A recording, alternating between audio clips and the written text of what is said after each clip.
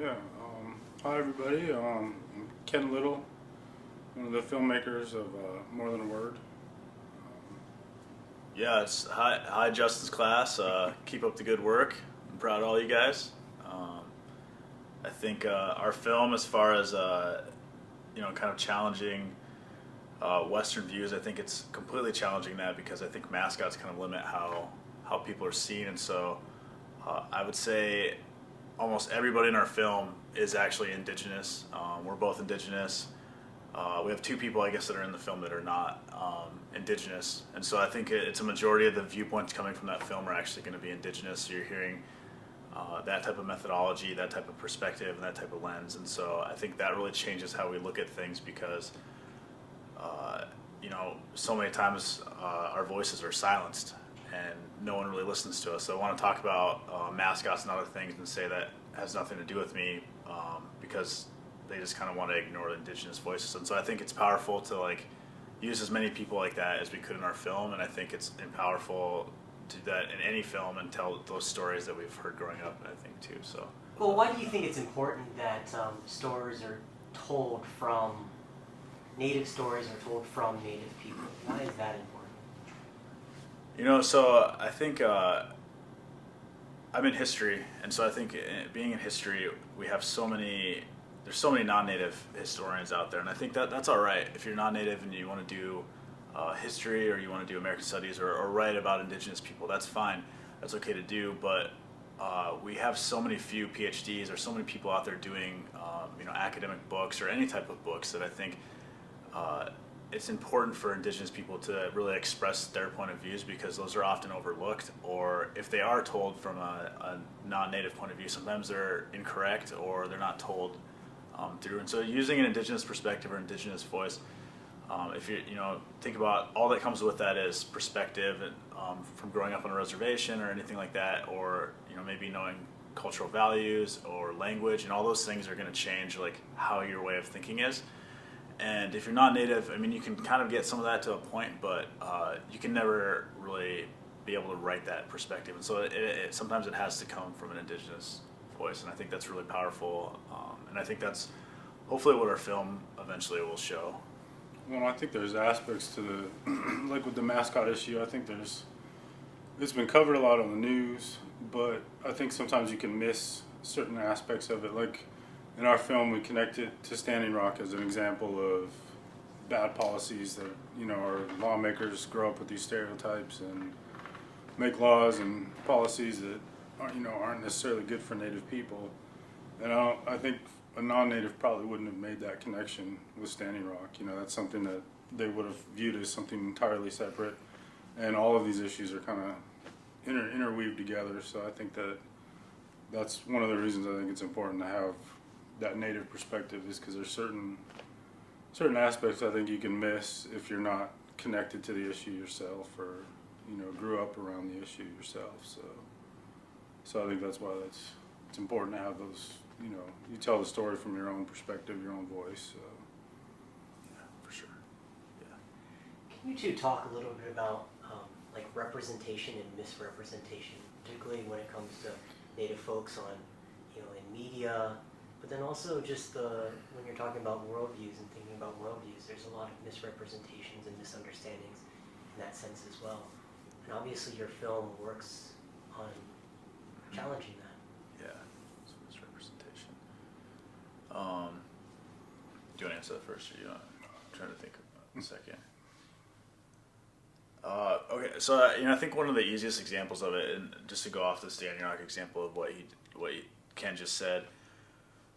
When I was growing up, I was actually a huge Fighting Sioux fan. I wanted to play hockey for them. I was obsessed with the Fighting Sioux. And who are the Fighting Sioux? The Fighting Sioux, the University of North Dakota. The names changed, but they were the University of North Dakota Fighting Sioux, and that was just a team that I loved hockey. And looking back now, I'm able to analyze why I was okay with that. There's not a lot of native imagery in popular culture, popular media. It's all stereotyped.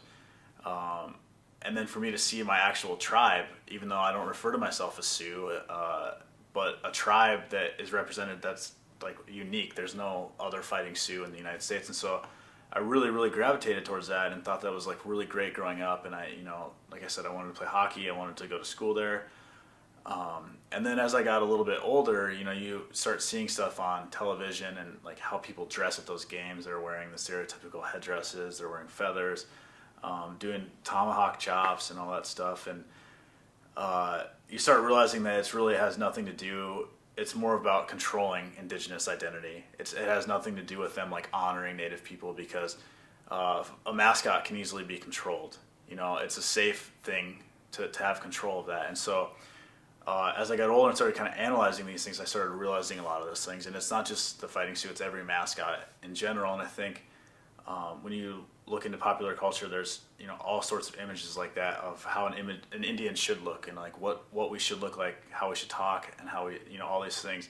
And those are very safe representations because they're in the past. And so if you can represent an Indian like that versus in the present, it kind of alleviates some of that like white guilt for like genocide and all the things that happened to take this land. And so I think as I kind of went through that process, I had to like think about my own like self as a Native person and like who I was. And it was a really, it was a long process. It wasn't just like an overnight thing. And I think, you finally realize that, but then also kind of carrying that example into the present now. Those same people literally passed legislation to keep the Fighting Sioux name on, like as a part of. Let me start. Those same people started like passed legislation to keep that name, and then when you fast forward it to about 5 years later, Dapple and Standing Rock and all that things happen, and like literally natives are being like beaten and sprayed by hoses in 20-degree weather, and so that same protection didn't come when it was needed. And so that's when, I think that process for me was like a 5 to 10 year process for me to think about all these things. But I think that process might have happened a lot faster nowadays because of like, you see that very, very rapidly. But yeah, I don't know if you. Not particularly. I mean, I think that's one of the main things that we've heard from a lot of people is just that there isn't a whole lot of representation. So that's usually what Native kids will gravitate towards, and I think that accentuates why it's so important that we get rid of those, is because it's just kind of like this cycle. And so I think there's a lot more awareness now, but I mean, I think that is one of the big reasons why I think it needs to change. So Yeah, and I think the most common thing that I've heard the most is people say, well, Indians have bigger things to worry about. And I think the most common thing I've heard people say, including, this is something I got from a colleague a few years ago, is she had to explain to her kids why mascots are still out there, why there's a little red Sambo still out there. And, what's more important than your identity? And I think you have to really break it down to that. And you can almost break it down when you do that, when you look at the larger issue of mascots. There's no, and we talk about this in the film a lot. I think Suzanne Harjo says a lot. There's no, health care if you don't address your identity or how your identity is perceived. There's no, they don't pass legislation. I think she says something like that for characters or cartoons. And so when you really break down images and how it's perceived in media and popular culture, that's a reason why natives aren't really seen in the present. And I think mascots and other forms of cultural appropriation are really kind of the stem of that.